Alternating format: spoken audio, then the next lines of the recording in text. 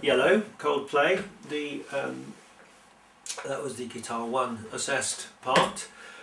We are playing the vocal melody here, I believe, and the most obvious thing here is that some of those long notes, for example the third bar where we have to sustain the second fret note like that, you have to keep that finger on, keep that note ringing on for 4 beats.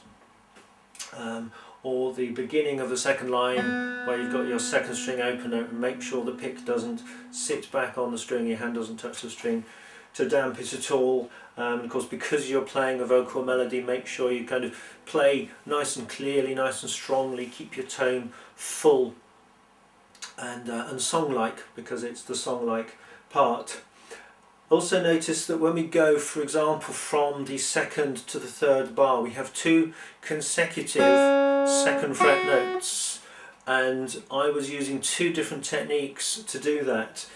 The one thing you really don't want to do, unless it's really kind of the only thing you can cope with, you don't want to use the same finger and jump it from string to string. So you wouldn't play that one with the second finger and that one with the second finger.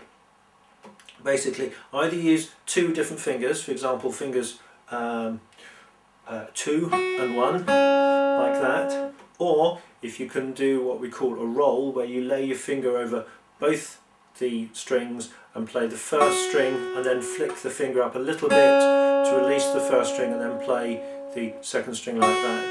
So it's like a mini bar on the top 2 strings. You play the first string and then just allow the joint to flip up. That's the other technique. You may well find that the 2 different fingers technique is the more straightforward one for you to do. But definitely don't jump a finger, because you're going to clip the note inevitably like that. When we get to the second page after the double bar, that's obviously the chorus, so again make sure your sound, if anything, grows and is even more kind of confident and full there. I was also finding that it didn't feel at all right to cut off the notes at the end of the bar. Sometimes I was letting them ring over. I've not listened either to the original recently or to the full track, the full Rockschool track, so I don't know what they do on there, but doing felt a bit kind of strange, so I was allowing it to ring over. I did at the end. Seems to feel like it would like to ring over, but that's the kind of decision that you can make. And so long as the note that rings over would kind of fit nicely, then I'd be surprised if there's much of an issue.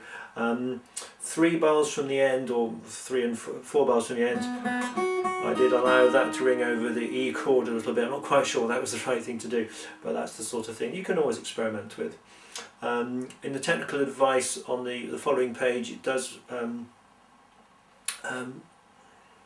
so there we go, that is the other part to Yellow Coldplay.